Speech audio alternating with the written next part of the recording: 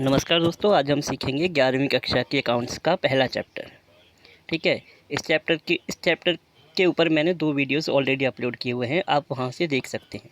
और ये तीसरा वीडियो इस चैप्टर का तीसरा वीडियो है। पिछले वीडियो में हमने जहां से चैप्टर को छोड़ा था, हम वहीं से इस वीडियो को शुरू करने वाले हैं। तो देखिए, हम शुरू करेंगे लायबिलिटीज़ से। तो लायबिलिटीज़ क्या होती हैं? Liabilities are obligations or debts that an enterprise has to pay after some time in the future। इसमें ये कह रखा है कि लाइबिलिटीज़ जो होती हैं ना, आने वाले यानी कि ऐसा उधार होता है, ठीक है, या किसी का दायित्व, यानी ऐसी कोई जिम्मेदारी या ऐसा उधार, मतलब उधार ही मान लो, हम नॉर्मल भाषा में उधार कहते हैं इसको, कि हमने किसी से पैसे लिए हुए हैं, ठीक है, या पैसे नहीं लिए थे, कोई चीज़ ले ली थी जिसकी कीमत अभी हमने नहीं दी है। तो इस तरह की जो हमारे ऊपर जिम्मेदारी आ जाती है पैसे पे करने की, उसको हम लायबिलिटीज़ कहते हैं। ठीक है। अब लायबिलिटीज़ जो होती हैं ना, वो 2 तरह की होती हैं।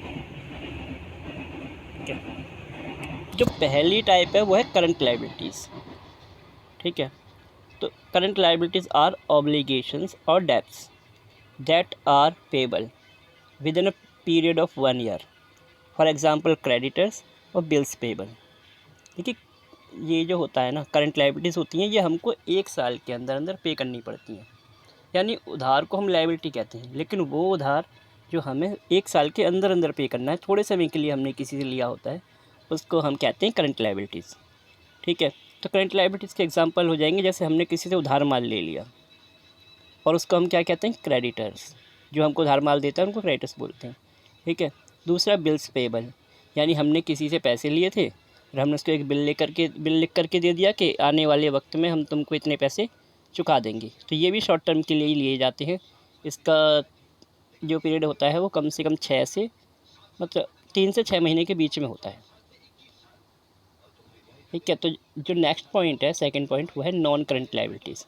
अब ये इसका ऑपोजिट होता है कि जैसे कि हमने उधार लिए हैं लंबे समय के लिए, जो हमें जल्दी पे नहीं करने हैं, तो इनमें जो मिनिमम टाइम होता है वो होता है 1 साल।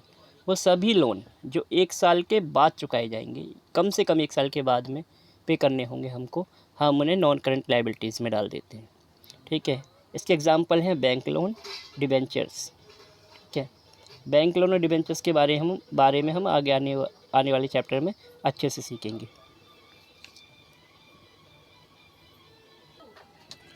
अब जो हमारा टॉपिक है वो है असेट्स। असेट्स क्या होती हैं? देखिए, असेट्स बहुत तरह की होती हैं। ठीक है। कुछ जिनको हम छू सकते हैं, कुछ जिनको हम छू भी नहीं सकते, कुछ जिनको देख सकते हैं और जिनको हम देख भी नहीं सकते। ठीक है। तो असेट्स की डेफिनेशन होती है कि असेट्स वो कोई भी चीज़ जिसको हम पैसे में कन्वर्ट कर सकें, या फिर वो आगे फ्यूचर में हमारे आने वाले खर्चे को बचा दे। अगर ये 2 कंडीशंस होती हैं असेट्स के लिए, अगर वो इन दोनों कंडीशंस में से कोई भी एक पूरी करता है तो असेट्स है। Assets are valuable and economic resources of an enterprise useful in operations। Assets can be broadly classified as, देखो लिख रहा है assets valuable होती हैं, यानी जिनकी कीमत हो, and economic resources जो आय के स्रोत होते हैं हमारे लिए, जिनसे हमें इनकम प्राप्त होती है। ठीक है। Of an enterprises useful in operations, और जिनको हम अपने बिजनेस की जो प्रक्रिया होती है या जो काम करते हैं हम उसमें इस्तेमाल कर सकते हैं। फॉर एग्ज़ाम्पल, जैसे कि बिल्डिंग है, अब फैक्ट्री लगाने के लिए एक मकान तो चाहिए होगा, ठीक है, और उसमें मशीनें भी चाहिए होंगी, उसके लिए पैसा भी चाहिए होगा। तो पैसा, बिल्डिंग और मशीनरी, ये असेट्स के एग्जांपल हैं। अब असेट्स 2 तरीके की होती है, एक करंट असेट्स और एक नॉन करंट असेट्स। जो करंट असेट्स हैं, current assets are those assets which are held for short period and can be converted into cash within इन 1 year. For example debtors, stock, etcetera. Current assets होती हैं जो short term के लिए हमारे पास होती हैं। ठीक है। जिनको 1 साल से कम पीरियड के अंदर अंदर बेच देना होता है हमको, या पैसे में कन्वर्ट कर लेना होता है। सबसे जो मेन इम्पोर्टेड होती है असेट्स होती है वो होती है स्टॉक। हम जो भी माल बनाते हैं वो हमारे लिए असेट्स होती है, और वो हम बेचने के लिए बनाते हैं तो हमें जल्दी जल्दी बेचना होता है। फिर उसके बाद कैश, कैश तो पहले ही कैश होता है, ठीक है। और भी होते हैं डेप्टर्स, यानी जिनको हमने उधार माल बेच रखा है, वो भी हमको 1 साल के अंदर अंदर पे कर देते हैं। तो वो असेट्स जो 1 साल के अंदर पैसे में कन्वर्ट हो जाती हैं, उनको हम करंट असेट्स बोलते हैं। डेप्टर्स, स्टॉक और कैश, ये इसके एग्जांपल्स हैं। नॉन करंट असेट्स, वो असेट्स जो कि हम लंबे समय के लिए अपने पास रखते हैं, ठीक है, जिनको हम इस्तेमाल करते हैं और हमें जल्दी से उनको पैसे में कन्वर्ट नहीं करते, ठीक है। जैसे कि बिल्डिंग, मशीनरी। अब हमने एक मशीन ख़रीदी है, बेचने के लिए थोड़ी ख़रीदी है, हम उसको इस्तेमाल करेंगे, जितनी उसकी लाइफ होगी तब तक इस्तेमाल करते रहेंगे। तो ये हमारे लिए एक पैसे के रूप में है तो सही, पैसे मतलब हमारे पास इतने रुपए की चीज़ है, वो हमारे लिए असेट्स है, लेकिन वो जल्दी से पैसे में कन्वर्ट नहीं होगी। एटलीस्ट वो सारी चीज़ें जो 1 साल के अंदर अंदर हमको पैसे में कन्वर्ट नहीं करनी, उन सब को हम क्या कहेंगे, नॉन करंट असेट्स, ठीक है। जैसे बिल्डिंग है, अब फैक्ट्री चलाने के लिए लिया है, जब तक हम बिज़नेस चलाएंगे तब तक अपने पास रखेंगे। दूसरा मशीनरी भी जब तक बिज़नेस चलेगा रखेंगे। तो वो हमारे लिए नॉन करंट असेट्स होती हैं और हम इनको जल्दी से पैसे में कन्वर्ट नहीं करते। अब नॉन करंट असेट्स में भी 2 टाइप की होती हैं, एक टेंजिबल असेट्स और एक intangible assets. Tangible assets, tangible assets are those assets which have physical existence and can be seen and touched, for example furniture and machinery. देखिए, टेंजिबल असेट्स वो होती हैं जिनको हम आंखों से देख सकते हैं और छू सकते हैं, ठीक है। तो उनको हम क्या कहते हैं, टेंजिबल असेट्स। जैसे कि इसमें एग्जांपल देखा है फर्नीचर का और मशीनरी का, ठीक है। Intangible assets are those assets which have no physical existence and can be felt by operation, for example goodwill, patents, trademark etc। देखिए, वो कह रहा है जिनका फिजिकल कोई एग्जिस्टेंस नहीं होता है, यानी जो एक्चुअली होती नहीं है, ना हम उनको देख सकते हैं, ना कि फिजिकली नहीं होती हैं, उनको हम देख भी नहीं सकते और छू भी नहीं सकते, ठीक है। और कहीं पर रखी भी नहीं जाती हैं कि कहीं पर हम सेव करके रखते हैं। उनको चोरी भी रेयरली किया जा सकता है, बहुत ही मुश्किल से, वो चोरी भी नहीं होती हैं, ठीक है। कुछ एग्जांपल्स में हो भी जाती हैं कभी कभी। देखो, इसमें क्या रखा है, गुडविल, पेटेंट्स और ट्रेडमार्क। ये तीनों चीज़ें अभी आपने अकाउंट्स पढ़ना शुरू किया है, आपको समझ में नहीं आएगा, तो मैं बता देता हूँ। गुडविल होती है जैसे किसी ने कंपनी चला रखी है, बहुत पुरानी कंपनी थी, अब उसका नाम बहुत फेमस हो चुका है, तो उसके नाम पर सेल्स होती रहती है, तो ये जो उसके नाम की कीमत है, इसको हम गुडविल कहते हैं। दूसरा पेटेंट होता है जैसे किसी ने कोई नई चीज़ इन्वेंट की है, अब उस चीज़ को बनाने का और बेचने का राइट उसी इंसान के पास है जिसने उसको इन्वेंट किया है। कोई और उस चीज़ को ना बना सकता है, ना ही बेच सकता है, ठीक है। और इस राइट्स को ही हम पेटेंट कहते हैं। ट्रेडमार्क होता है जैसे किसी चीज़ का निशान है, ठीक है। डाबर का निशान देखा होगा, पेड़ होता है, अब वो बहुत ज़्यादा फेमस है, हम उसको किसी भी चीज़ पर, किसी भी दवाई पर लगा दें तो वो आसानी से बिक जाएगी, लोग कहेंगे अरे ये तो डाबर की है। तो वो जो ट्रेडमार्क है उसकी भी कुछ समय के बाद में कीमत हो जाती है, वो भी एक असेट्स बन जाती है, ठीक है। तो इस तरह की असेट्स जो हमें दिखती नहीं, हम छू नहीं सकते, लेकिन वो होती हैं और हम उनको इस्तेमाल कर सकते हैं। वक्त आने पर ये गुडविल, पेटेंट्स और ट्रेडमार्क बिक भी जाते हैं और अच्छे खासे दाम में बिकते हैं। अब एक्सपेंसेस होता है जैसे देखो, हमने किसी से कोई चीज़ खरीदी या उससे कोई सर्विस ली और उसके लिए जो हमने पैसे दिए उसको हम एक्सपेंसेस कहते हैं। पैसे दे करके जब हम किसी से कोई सर्विस लेते हैं, काम करवाते हैं अपने लिए, या फिर हम किसी से कोई वस्तु खरीद लेते हैं, तो उसको हम कहते हैं एक्सपेंसेस, ठीक है। फॉर एग्ज़ाम्पल रेंट तो आपको पता ही है, किराया वगैरह देते हैं हम मकान का।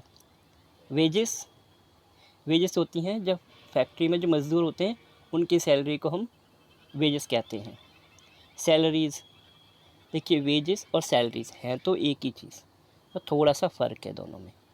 देखिए, वेजेस जो होता है फैक्ट्री में जो मज़दूर काम करते हैं, बहुत बड़े लेवल पर काम होता है, मज़दूर काम करते हैं, उनको हम वेजेस कहते हैं, जो डायरेक्टली प्रोडक्शन से रिलेटेड होता है कि अगर वो वेजेस माल बनेगा तो वेजेस लगेंगे ही लगेंगे, ठीक है, वेजेस अक्योर्ड होंगे और हमें पे करने पड़ेंगे। और जो सैलरीज़ होती हैं उनका डायरेक्ट प्रोडक्शन से कोई लेना देना नहीं होता, और ये फैक्ट्री के बजाय ऑफिस यूज़ में ज़्यादा आती हैं। जैसे ऑफिस में मैनेजर की सैलरी है, प्यून की सैलरी है, अकाउंटेंट की सैलरी है, इसका प्रोडक्शन से तो कोई मतलब नहीं है।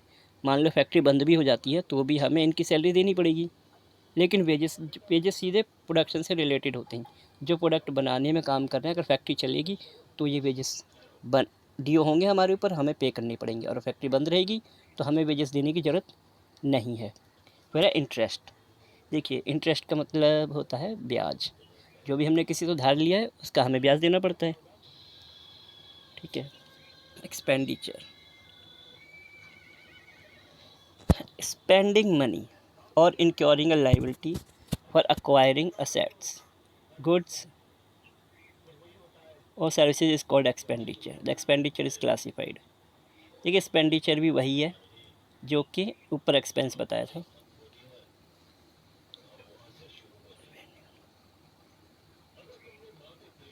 ठीक है, तो इसके टाइप्स क्या होते हैं? एक तो रिवेन्यू एक्सपेंडिचर होता है। If the benefit of expenditure is received with in a year, it is called revenue expenditure. For example rent and interest etcetera. देखिए, रिवेन्यू मतलब ये जो हम खर्चे करते हैं इनके 3 ग्रुप, इनको ही इन्होंने यहाँ पे लिखा हुआ है। रिवेन्यू एक्सपेंडिचर, कैपिटल एक्सपेंडिचर और इनकम एक्सपेंडिचर। जो रिवेन्यू एक्सपेंडिचर होते हैं वो कहते हैं जिनका 1 साल के अंदर, ऐसे खर्चे जिनके इनका जो प्रतिफल होता है यानी जो रिजल्ट होता है वो 1 साल के अंदर हमको मिल जाता है। यानी हमने कुछ खर्च किया है और उसकी इनकम जो हमने लगाए हैं पैसे, अगर उसकी इनकम हमको मिल जाती है 1 साल के अंदर अंदर, तो इस नेचर के जितने भी एक्सपेंसेस होते हैं उनको रिवेन्यू एक्सपेंडिचर कहते हैं। जैसे रेंट है, इंटरेस्ट है। ठीक है, हम रेंट लगाते हैं, इंटरेस्ट करते हैं। 1 साल के बाद जब प्रॉफिट गेन कर लेते हैं हम, तो हम प्रॉफिट में से हम ये सब चीज़ों को प्राप्त कर लेते हैं। तो ये हमने जो इन्वेस्टमेंट की है वो 1 साल के बाद लौट कर आ जाएगी। तो इस तरह के एक्सपेंडिचर को रिवेन्यू एक्सपेंडिचर कहते हैं। Capital expenditure, if benefits of expenditure is received for more than 1 year, it is called capital expenditure. Examples, purchase of machinery. देखिए, ऐसे खर्चे जिनका रिटर्न यानी उनका जो रिजल्ट है, हमको जो उनसे कमाई होने वाली है वो हमको अगर 1 साल के बाद में मिलेगी, 1 साल से पहले नहीं मिलने वाली, 1 साल के बाद में मिलेगी, तो हम इसको कैपिटल एक्सपेंडिचर बोलेंगे। जैसे मशीन ख़रीदना, बिल्डिंग ख़रीद लेना या किसी कंपनी की गुडविल ख़रीद लेना। ठीक है, तो इस तरीके के जो एक्सपेंडिचर होते हैं हम इनको कैपिटल एक्सपेंडिचर कहते हैं। इसमें ज़्यादातर हम फिक्स असेट्स यानी कि जो नॉन करेंट असेट्स होती हैं वो ख़रीदते हैं। फिर है income. Income is a wider term which includes profit also. Income means increase in the wealth of enterprises over a period of time. देखिए, इनकम का मतलब ये क्या रखा है कि इनकम जो है ना, हमको इनकम क्या लगता है कि बिजनेस के बारे में जब हम सोचते हैं तो इसका मतलब होता है कि हम जो हमें प्रॉफिट हुआ है वो इनकम है। हाँ, और ये सही भी है क्योंकि जो मेन इनकम होती है बिजनेस से वो प्रॉफिट ही होता है। लेकिन उसके अलावा भी हमें बहुत सारी इनकम इधर उधर से भी मिल जाती हैं। जैसे कि हमने एक मशीनरी ख़रीदी थी, उसका रेट बढ़ गया, तो जो एक्स्ट्रा रेट बढ़ गया मार्केट में वो हमारे लिए इनकम हो गई। हमने मकान ख़रीदा था, उसकी मार्केट वैल्यू बढ़ गई, तो वो भी हमारे लिए एक इनकम हो गई है। ठीक है, तो प्रॉफिट तो होता ही है, साथ में इस तरह की जो एडिशनल इनकम हो जाती हैं उनको भी हम इनकम में इंक्लूड करते हैं। यानी कि किसी भी तरीके से हमारी वेल्थ का बढ़ जाना, जो हमने पैसा लगाया है उसकी कीमत या जो भी संपत्ति है या कोई भी जो भी चीज़ हमने इन्वेस्टमेंट कर रखी है, अगर उसका जो वेल्थ है, जो पैसा है हमारा, अगर वो बढ़ जाता है तो उसको हम इनकम बोलते हैं।